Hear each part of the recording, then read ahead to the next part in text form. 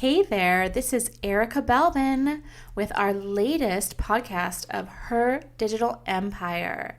This week, I'm actually interviewing Elizabeth Molina, a beauty guru, influencer, and founder of themolinaglow.com. Elizabeth is a model on a mission and a TEDx speaker. Elizabeth's personal story of survival has led her to become a catalyst to help people redefine the why surrounding beauty practices. Elizabeth will help you find and uncover the reasons behind your beauty choices. Her practices will help you discover your true self and reignite your zest for life. I was so excited to talk to Elizabeth today because she is just like basically, I don't know, like my twin flame or something. Her story is just so amazing. It's very, very rare that I come across people with a story like hers and how she has just overcome so much, all the way to being asked to be a TEDx speaker. You have got to listen to this interview. I'm so excited to give it to you today.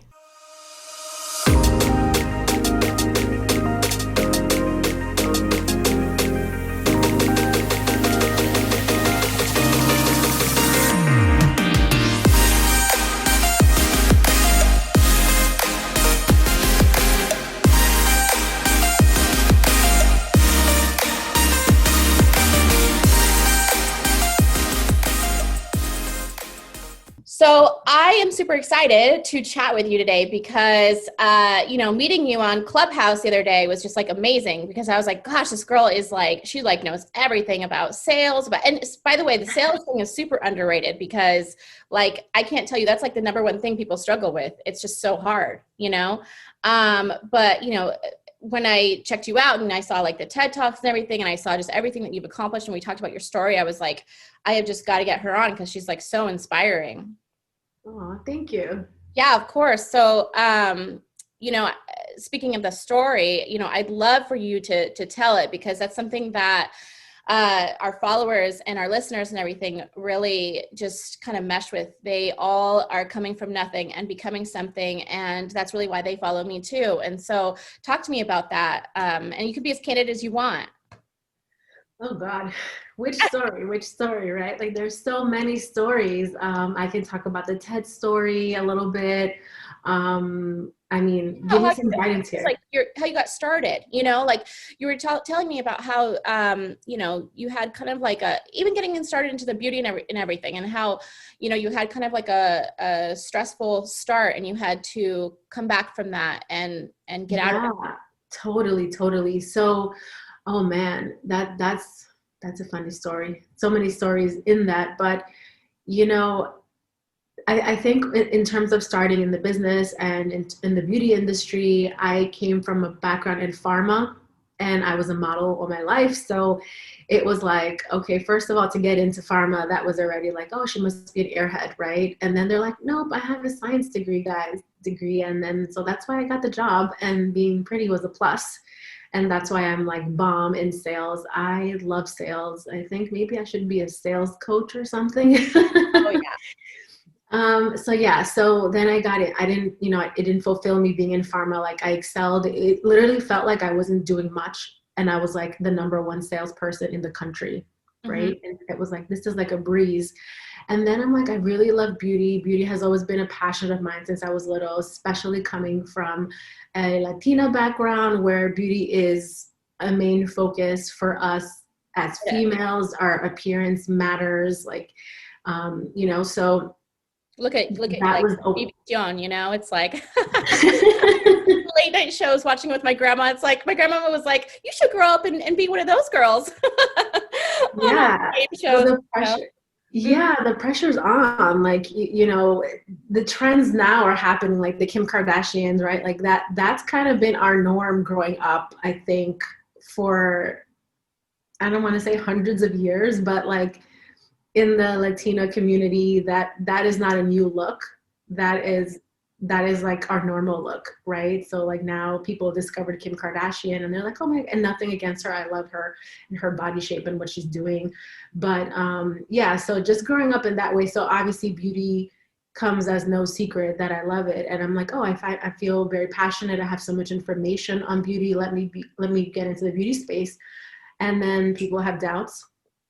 They're like, oh, you're just a pretty face. What are you going to offer me? Or you're in pharma. What are you talking about? So like just getting started was really hard because having like no following whatsoever in the beauty space, it's like, what are you going to do, girlfriend?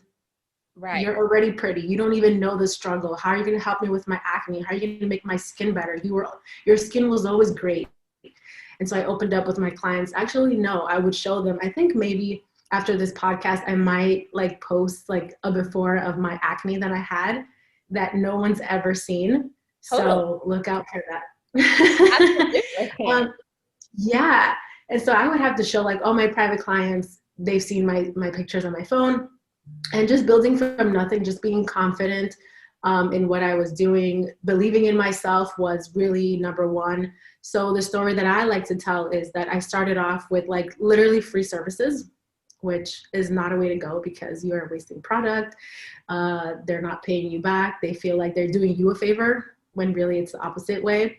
So, I mean, that's how I started from nothing and just really started to believe in myself and say, hey, I can no longer give you free facials because there's not an exchange here. There's nothing really happening, or for my beauty services. So I started from nothing and then just started really being firm on my prices, getting on all these different apps and figuring out ways of marketing to sell and really get to my client. And I started, using my strong points in pharma. I'm saying, hey, this is a business. Like, forget about the emotional part of it. This is a business.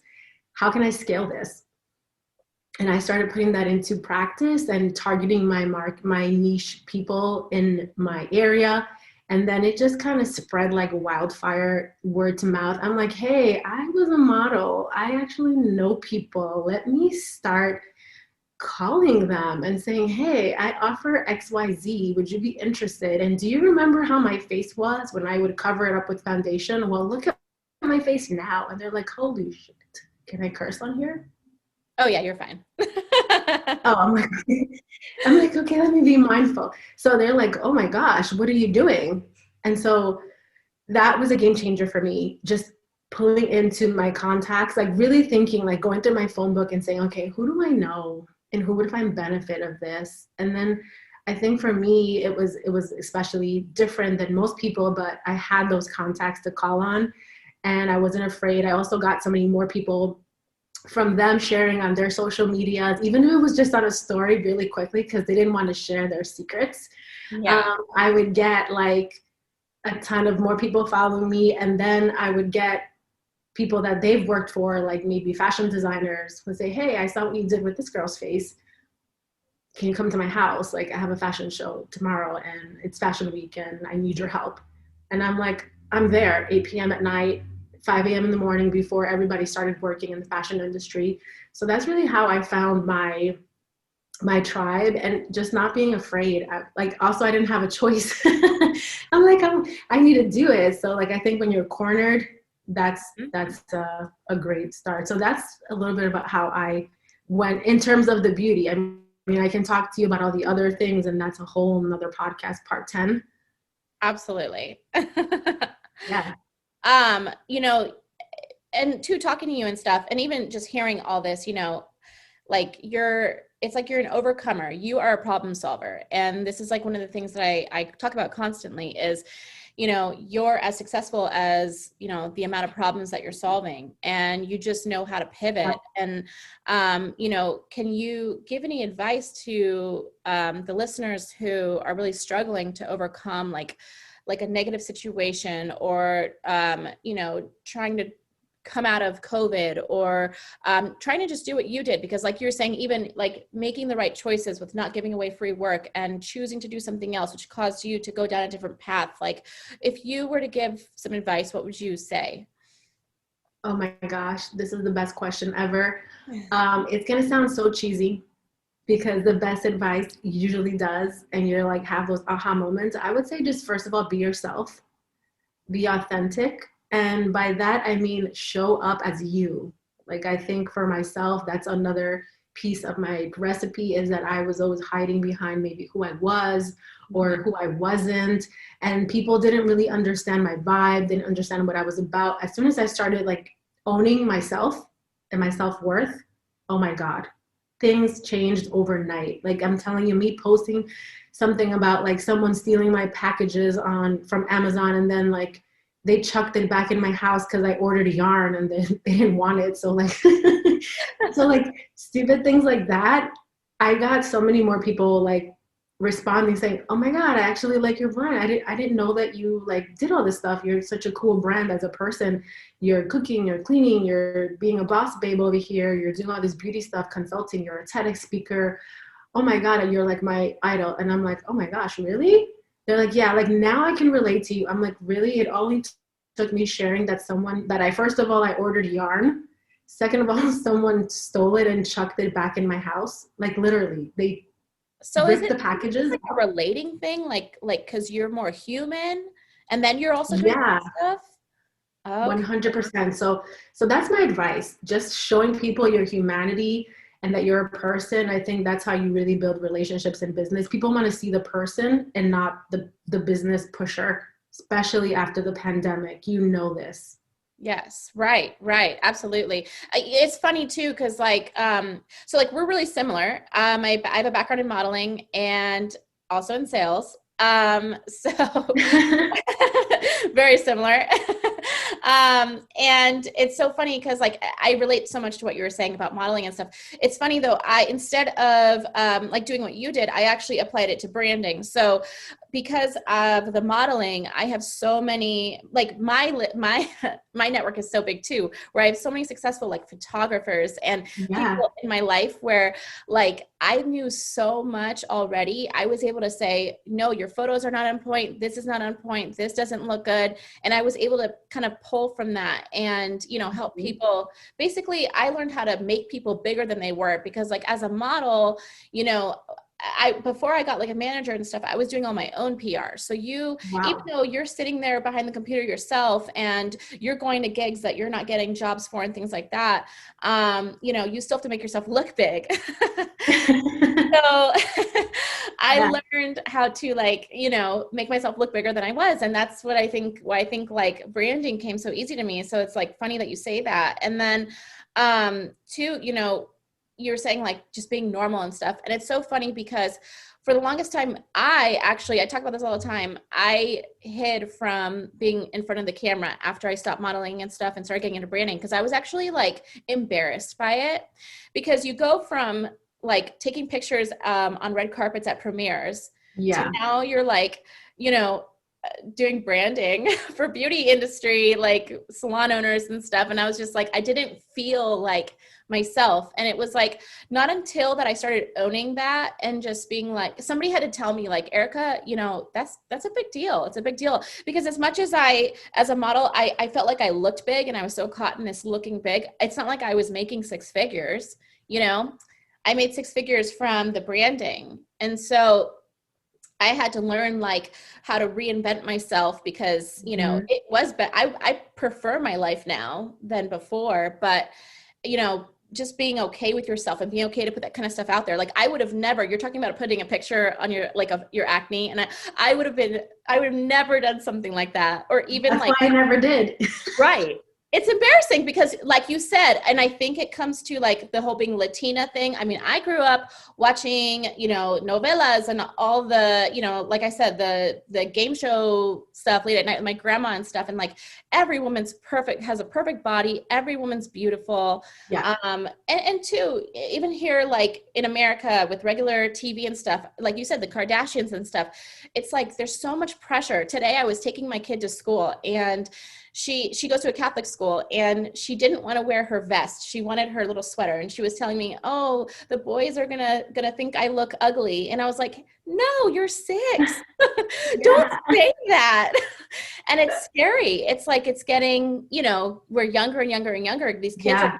seeing it. And it's true. Like you have to just be yourself, right? Because that's what people connect with the most because we're all thinking the same thing. We're all thinking, Yeah. you know, oh, I don't want to put myself out there and look like that, because of like the influencers and all that stuff.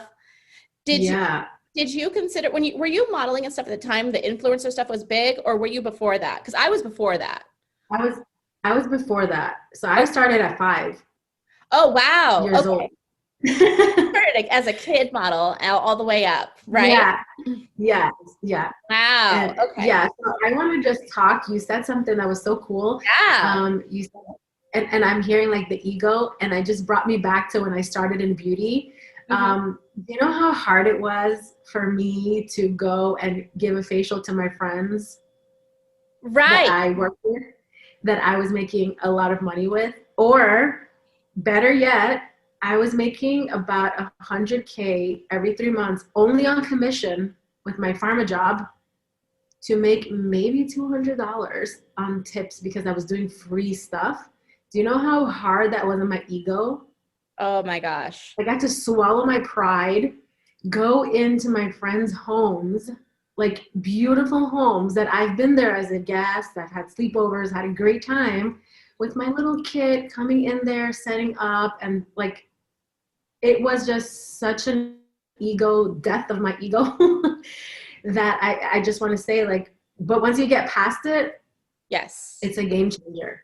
It's, I can even tell you just like how many, like my model friends, who are now on like and stuff, and I've done their branding, Yeah. and I'm like, oh my God, I'm doing their branding, you know, like I think it's going from in front of the camera to kind of behind it. But just because you go behind it for a little while to build that foundation doesn't mean that you won't be back in front, you know? 100%.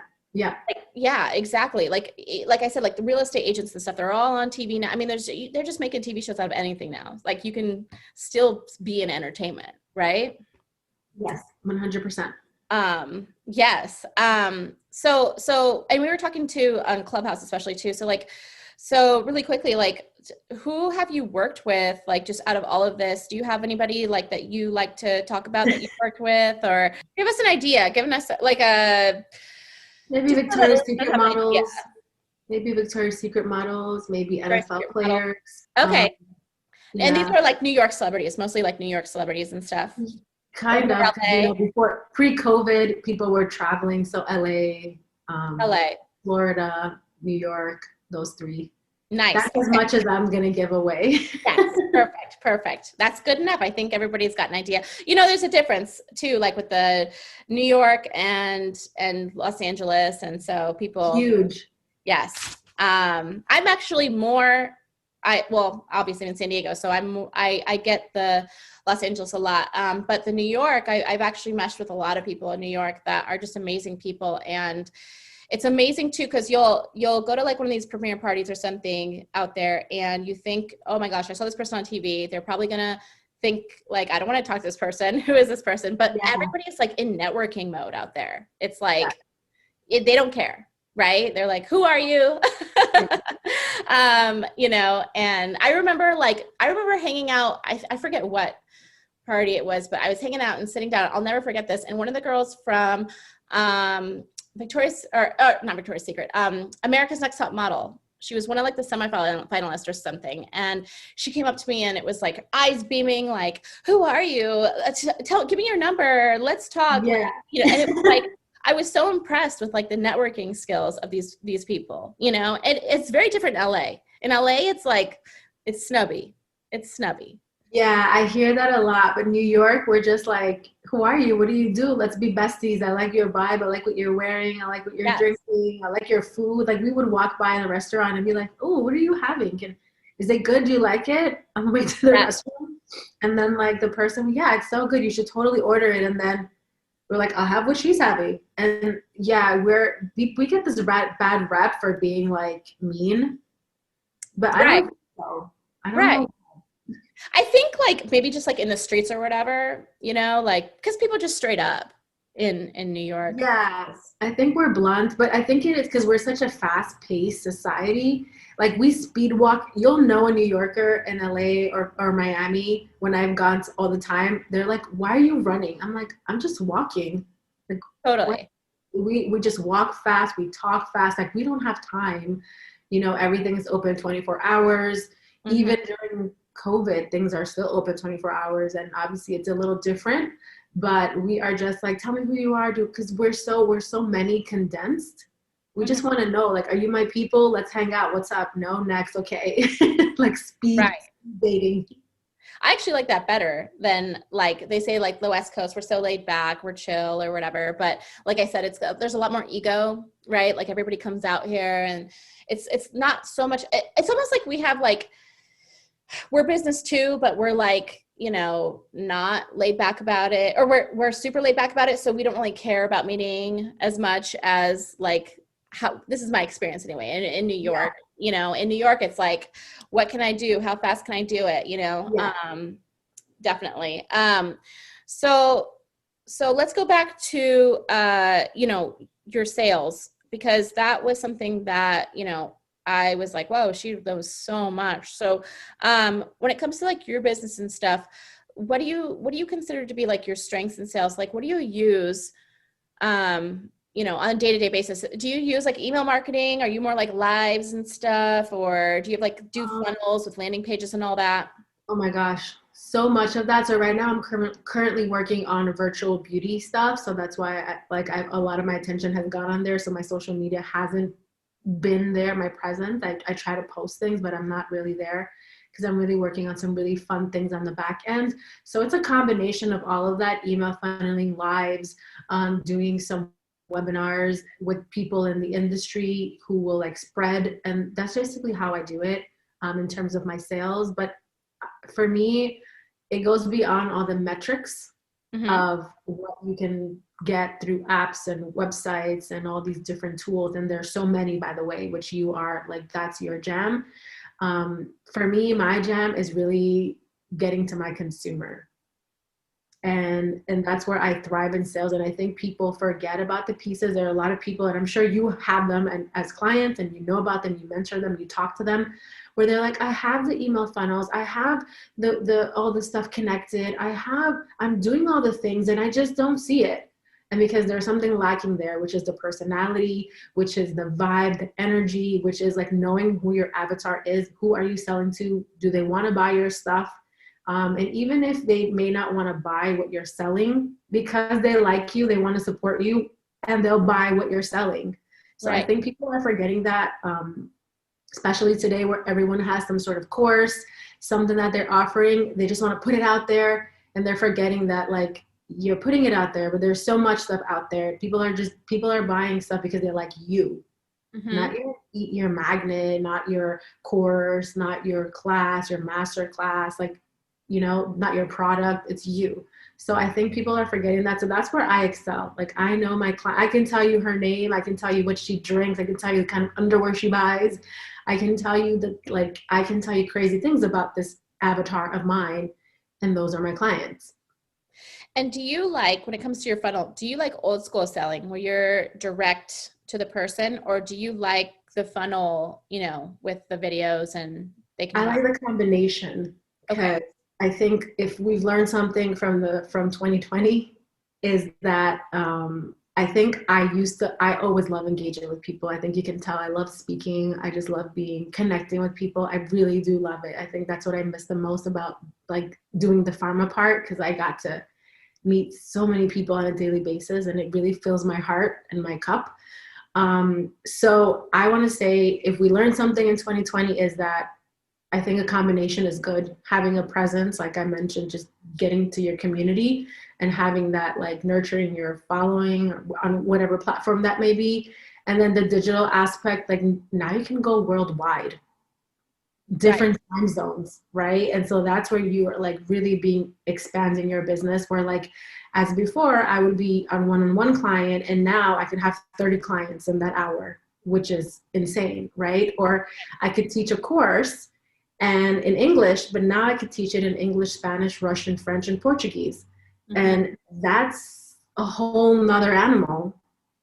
So that's to answer your question. I know you're like, what systems? But, like, that's my system. No, it's true. Like, it's funny because for me, like, because I think when I got into online marketing too and stuff, I had this idea that it was passive, this passive machine I was going to build. And I thought that one day I'd be able to walk away from it. And it's kind of like, not really, like people think passive income is this thing that you're going to be not even focused on. But look at even like CEOs like Jeff Bezos and stuff. He's still in his business every day, even though you're not, maybe directly making that dollar because it came in because of your funnel, you're still doing something else. Like you were saying, like doing the videos of you, like you're doing a video of yoga, right? You doing yoga on Instagram. That's still content, right? So that kind of never ends. Never. Right. So, yeah, I totally agree with that. That's funny. So, for those who are like struggling with this and sales, because I believe, like, in my opinion, sales is building a muscle. And it's really kind of getting numb to rejection and getting, memorizing those objections, like what to say and things like that. So like, what, in your opinion, what's the best way to really like get over that hump and get very good very fast? Do you recommend courses, books, doing something specific? Oh my God, all the above. But my number one tip is definitely be prepared, because when you have knowledge, you're confident. Like no one can take that away. The sky is blue, and if I tell you, guess what? I think it's pink. You're gonna be like, sweetie, I think it's blue. Let's talk about maybe taking you to the eye doctor. I think we need to help you because I know that it's blue. I'm staring at it right now, and everyone here can tell you that it's blue because you're confident that you know this fact. So I think first being educated on whatever it is that you're selling or that you're pitching or that you're doing, that you know everything, that no one is going to come and say, Erika, guess what? It's freaking orange. You're like, oh, that might be sunset. You're like, what time? Where are you? Right? So that you know what you're talking about. That's number one. Number two, obviously, changing your mindset. People talk about this all the time, and it's like really getting annoying. Mindset coach, and all this beautiful unicorn love and rainbows kind of stuff. But really changing your mindset. I challenge everyone to take rejection as not as personal. They're not rejecting you as a person, they're rejecting the product, and that just leaves you room for growth. Okay, how can I change my PR page? How can I change my press page? What am I doing wrong? Maybe it's not, I don't know, converting correctly. The color scheme is off. And so I think that's a really big thing. Like maybe what you like, right, is not what the audience likes. Like you may like a different color scheme, and then you figure out that, oh, my clients actually like pink. Right. Or light pink, right? Like, so that's a thing. So just really knowing who your audience is and really taking rejection not personally. And it takes a lot of muscle. Like, I'm not gonna lie, I've cried. Me too. Like I got in the car after I got rejected because here I am so happy. I'm like, hi, my name is Elizabeth Molina. La la la la la. Here's my pitch. When this is how I started in pharma, so it was a lot of live, which is actually, I feel like, a little worse because you're getting rejected live. And then I really remember just like holding in my breath and saying, thank you so much. I really appreciate your time, and running to the car and just bawling.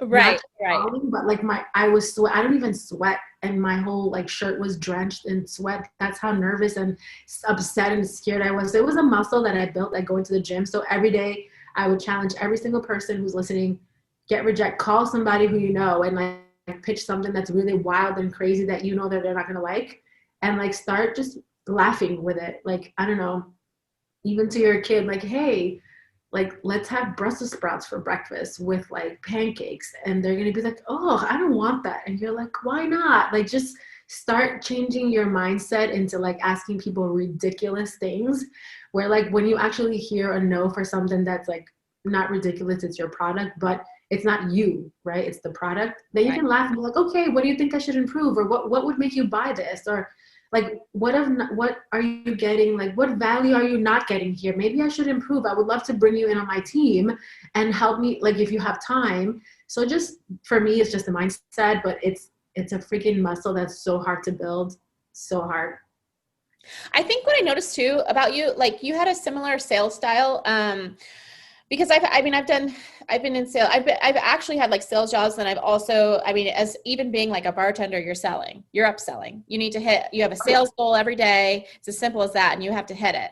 And so the thing that like I noticed about when you were talking, especially to live in Clubhouse, to some girls who were asking, you actually have the same sales style as me, which is you educate to sell. Yeah. So you give a recommendation and you say, this is what I recommend. This is what I prefer to do. This is the best.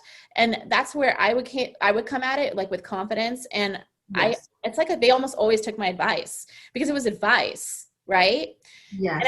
And I think like it works really well for women because like as women, I know we always like to say, oh, we can be equal to men, but we have our own strengths. Yes. And I think one of the things that like, being a woman and is that we can be stronger because we're naturally softer, you know, and it doesn't come off so strong. So we can say, look, this is what I think. This is, you know, this is, for instance, like if you're selling a beauty product, like you were saying, like, this is what I think. This is going to do the best thing for your face because you have this type of skin and, you know, and then add this one on too. And these two together 3 times weekly is going to be exactly what you need. And if you come from that, you know, from that, place with confidence. That's what you were saying.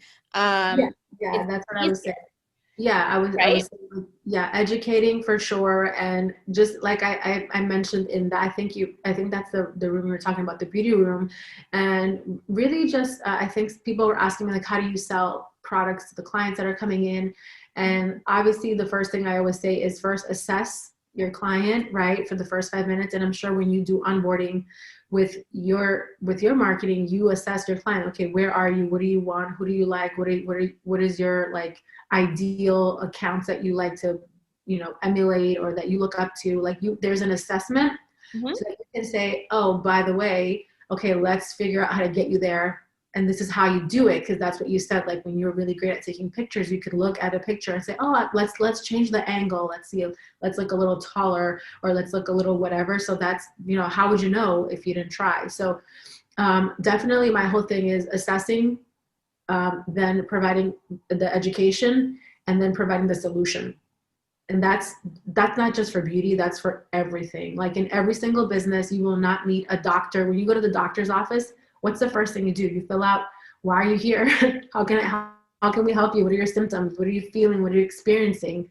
And then the doctor comes in, he educates you on your symptoms, and then he tells you what it could be. And he tells you, here's the prescription if you need one, if you don't. So this same model applies to every single thing, not just beauty, marketing, doctors, like in any single business, it's the same model for anyone who's actually making a difference and impacting their clients' lives. Right. Okay. Yeah, in my opinion, like that to me is, especially if you're brand new, like it's a softer way of going at it where you're not going head on and, you know, you're asking these strong closing questions, which I felt like it took me a long time to get there, you know, where it was just like a yes or yes, you know, and then you got to wait, you got to sit there and wait.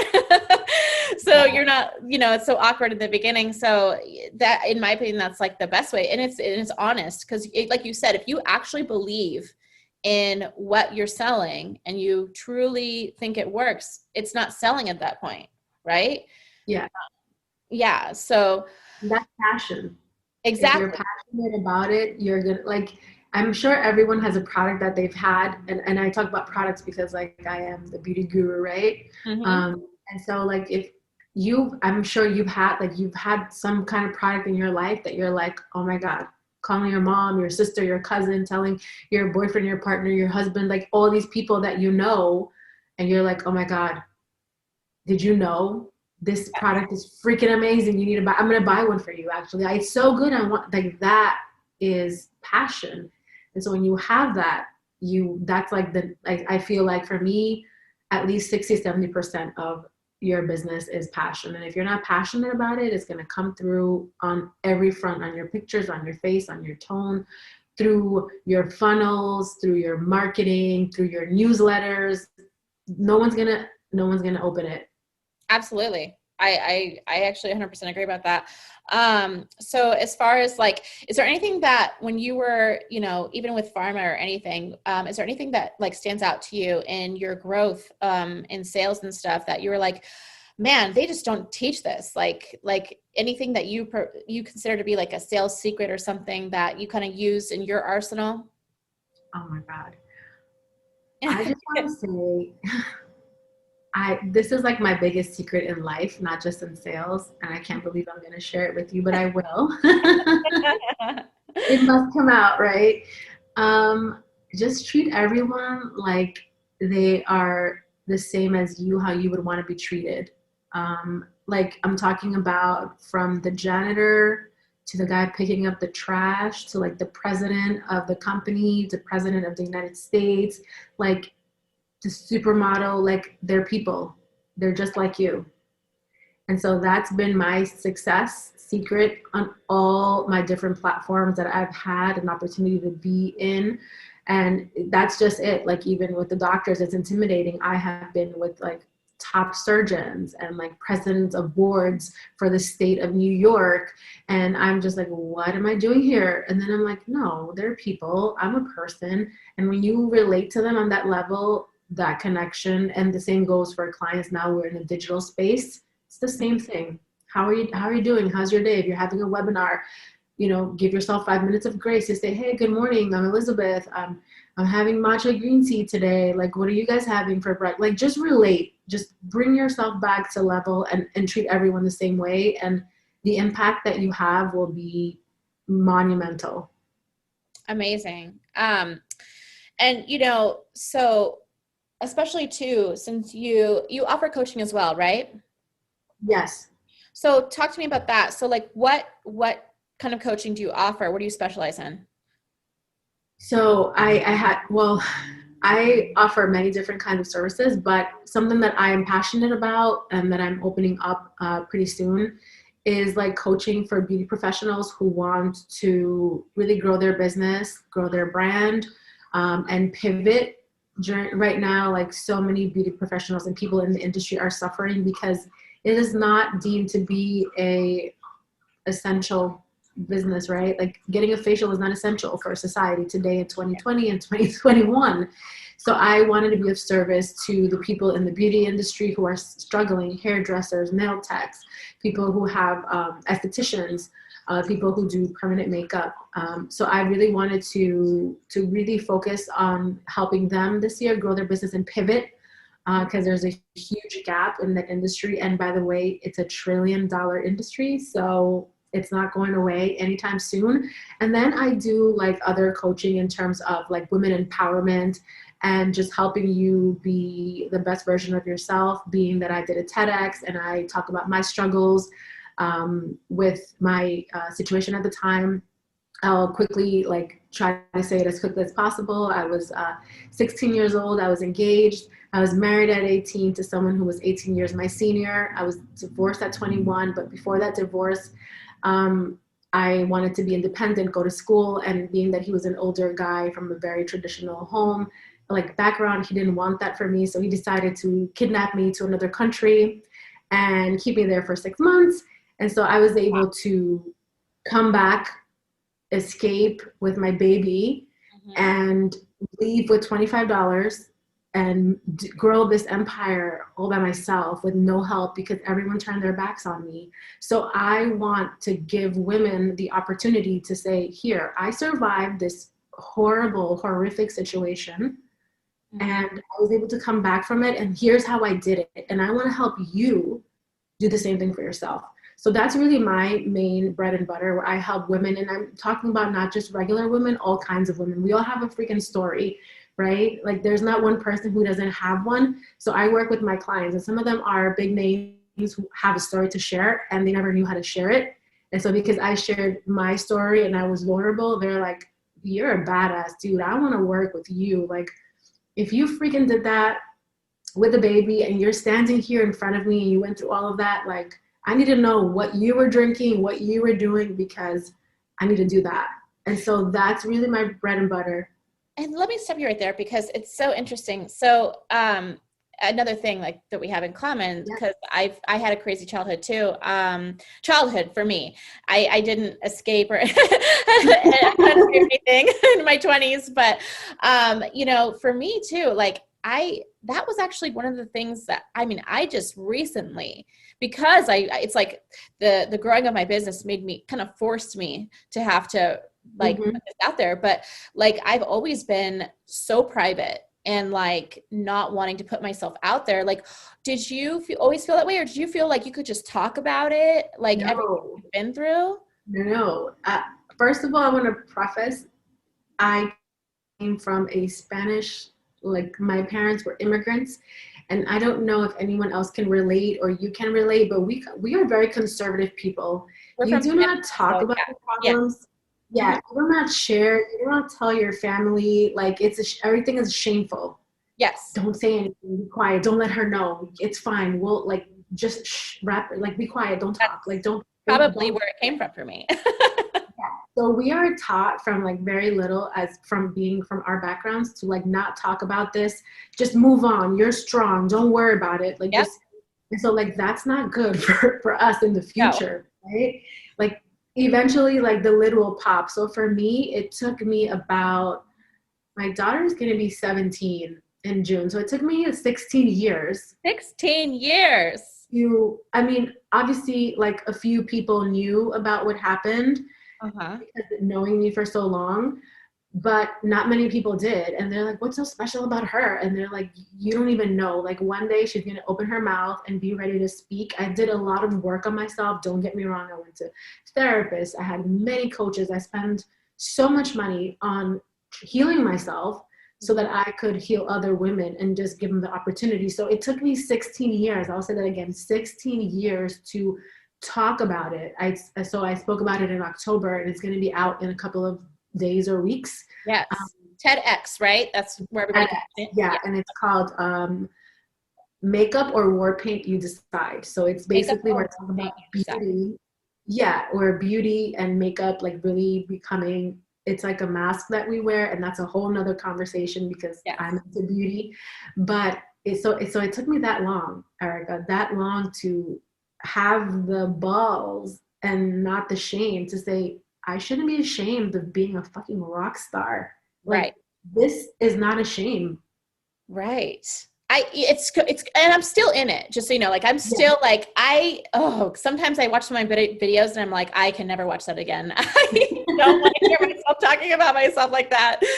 And it's so crazy because like, you know, for me, like, I don't, it must be from what you were saying because, and two, being a kid, I mean, you know, if people heard my story or what I was going through at the time, and they couldn't relate to it, it wasn't always accepted, you know? And so you kind of grow up thinking, I'm not going to complain. I'm just going to Yeah. let it roll off. And Uh-huh. so it's like a negative thing for you and you don't want to put it out there because people will judge you. I feel judged, like if, when I put it out there, but it's so important because there's so many people who, you know, they've gone through what you've gone through, or maybe they've gone through less than what you've gone through, and they need to see that you've gone through that and you overcame so that they know they can overcome. And it's just, Yeah.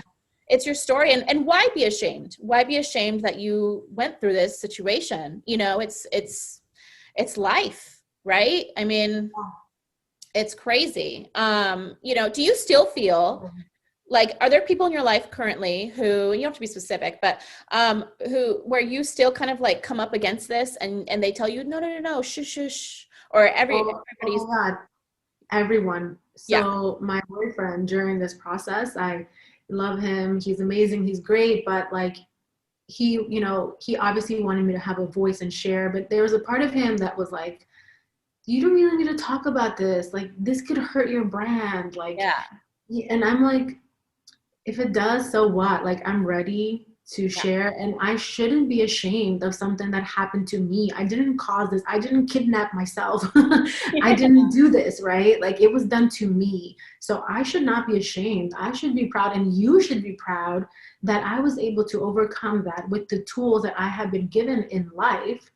And I'm here setting a good example for my daughter, for you, for your friends, for your family. Like, and if they can't see that, then maybe they need to do some work on themselves. But like, I need to stand in my power and empower other people, other women who, like you said, could be in a similar situation or even in a different situation, which is, I've done a lot of that. And they can see, oh my God, okay, this girl did that with $25 and a baby and no help.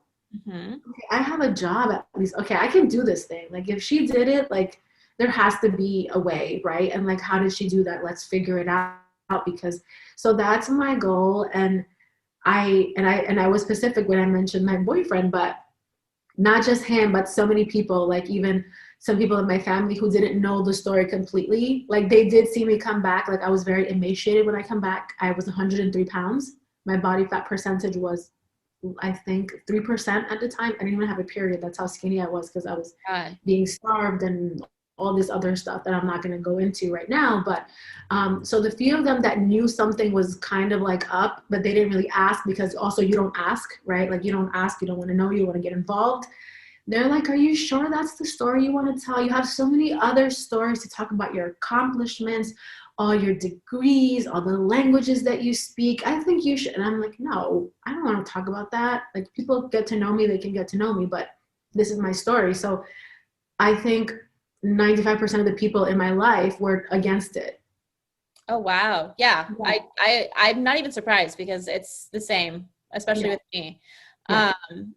And it's crazy because there's like a feeling of shame there for, it's like, it should be even more exciting to talk about that stuff because Yeah. it's what you accomplished and the things you just mentioned that are still accomplishments on their own. But, had you not had this thing that happened to you, they're that much more like amazing because Yeah. you came from where you came from and you went through all this stuff. And it's just one of those things that I think like it's very important nowadays, I think, to hear, not hear the politician's story, the perfect like story like, oh yes, I was a model as a kid and then, fast forward 25 Yeah. years, here I am. Yeah, right. So Yeah. that's how I see it. I'm glad that we're on the same page. And I think that there's just a mind shift that we're not really seeing the value in it yet. But like Oprah said, she made the most money. If she knew that she could make so much money off of her vulnerability, she would have done it sooner, right? Oh, yes. Oh my God, I didn't even know she said that. That's amazing. Yeah, not until she shared her story. I'm sure all of us know her story by now. That she started getting offers and she started growing as a brand because it was like, okay, she's a great interviewer. She's really educated. She's really engaging. But once she opened up about all the obstacles in her life, oh my God, the doors were flooded with things for her to do. And so that's like how I look at it. And I'm like, okay, if you're not interested, like this is what I feel inside. Like there's just such a fire and passion inside of me that like no one's gonna tell me to shut up anymore. And that's really that's my fight against it because I felt like if I didn't speak up, Mm-hmm. it's like the person is still kind of kidnapping me, if that makes sense, Yeah. mentally. Like Yes. physically I'm free and I'm doing amazing things. I'm thriving. I look good. I'm healthy. I'm just really happy. But mentally, even though I dealt with it, it was like a little bit of I was still like in like not prison because I wasn't in prison, but I was kidnapped mentally because like I couldn't tell the story.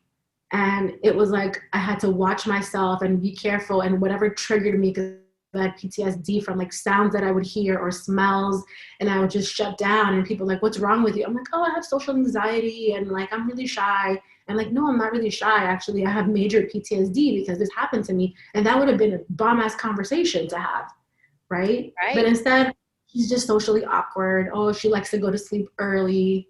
You Yeah. see what Like I'm saying? Oh, I vanilla, lost that. vanilla stories, Yeah, the polished, you know, yeah, and people don't yeah. want to hear that.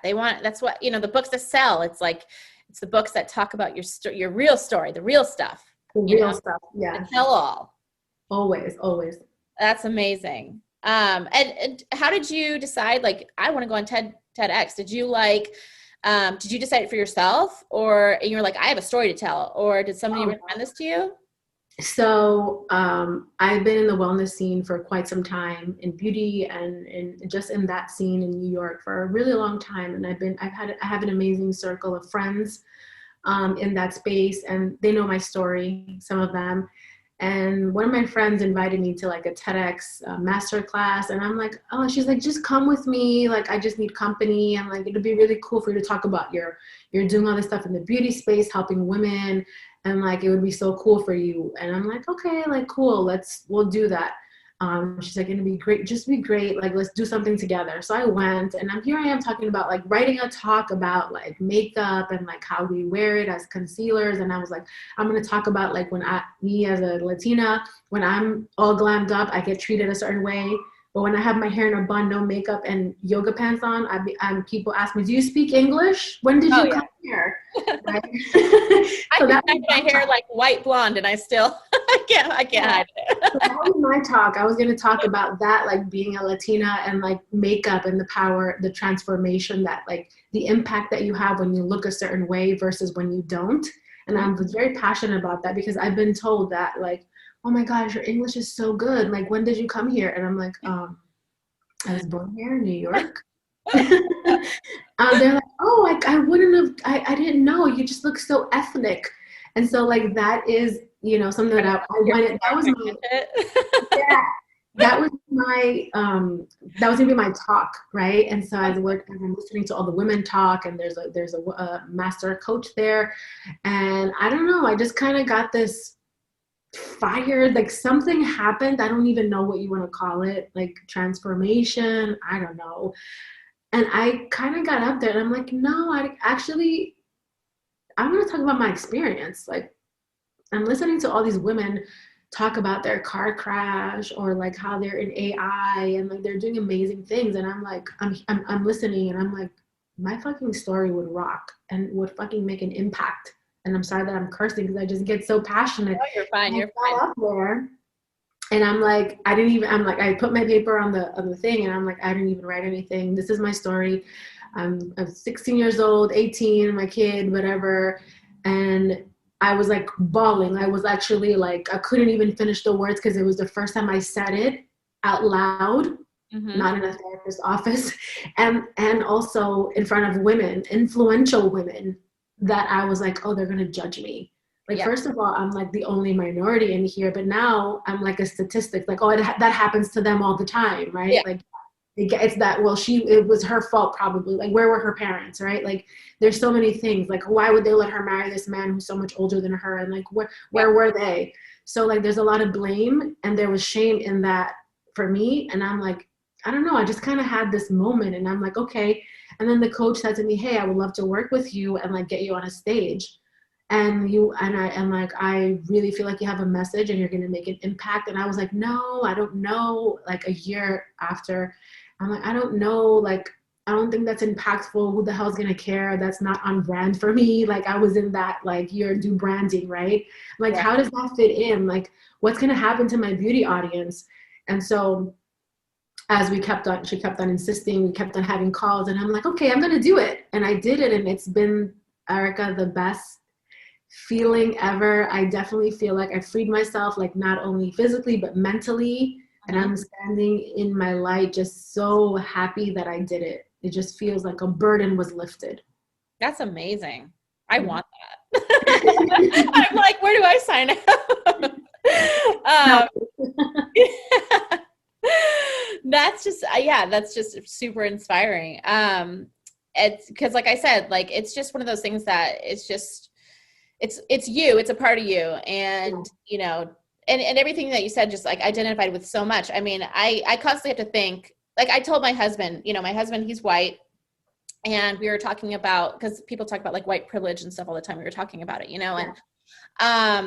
and he was like, well, try and like simplify it as much as possible for me or whatever. And we were talking about it, and I have my own viewpoints of it or whatever, but like, I don't feel suppressed or whatever, but there are things like he has a sleeve, and I said, well, you are like a blonde, blue-eyed white guy who went and got a sleeve because you thought this is going to look edgy. If I got a sleeve, I would look like I'm going to go like like tag some some like wall or something, you know? And so it's crazy because like you think about these things, especially like being Latina. It doesn't matter if you're attractive, if you're, you know, young, old, it doesn't matter. You think about these things. It's just a different way of thinking. And that was one of the things that, you know, I really tried to polish myself up. And I said, I'm going to clean myself up and look, you know, just as presentable as possible. And I always worked on my grammar and my speech, and it was always so important for me.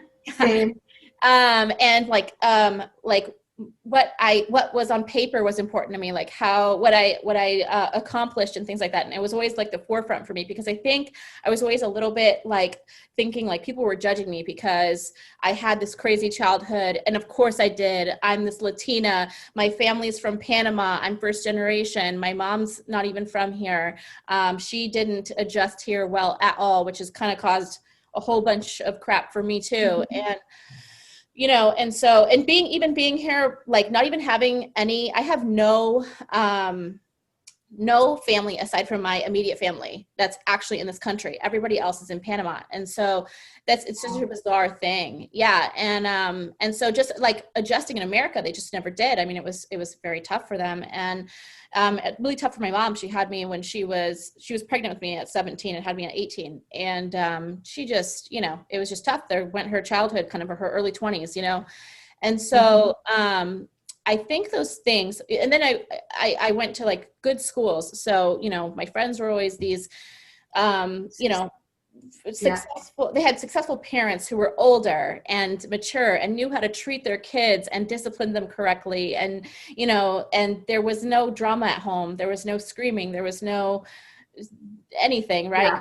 My mom was a drug abuser. She was, you know, she wrote bad checks. I mean, everything in the book. She loved being, doing the criminal stuff. And so, you know, and being a kid dealing with that and seeing that as like, that's my mom, you know, it was hard for me. And so, and then I always thought, God, I just want a regular family. I want a regular life. And you know, and so, I mean, it went all the way up into my early 20s, with just all the way, even to the point where when I was 19, my younger sister was, she actually went the opposite way. So where I was trying to be more polished and more like presentable and trying to become this person, she actually went the other way. So she hung out with kids who were like in gangs, and she never actually was affiliated with the gangs themselves, but she was at the wrong place at the wrong time, got murdered.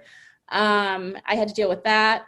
You know, and all this stuff that just was like, God, here we go. Another ding. If people do a background check on me, they look up a few names, another ding on my name where I'm associated with like these gangs or this stuff going on, or police or whatever. And it was like, oh God, I'm just trying to be somebody, you know? And so I tried to hide and not talk about it and whatever. And, you know, even dating guys who were just judgmental and mean about it, right? Like why would you want to talk about that? Or, you know, oh, you must have mental problems, or you must have problems because of what you've been through. And so, you know, I totally relate to all that. And it's like so much, I mean, I have layers and layers and layers of stuff. I think we can have several podcasts. We have so many. I know.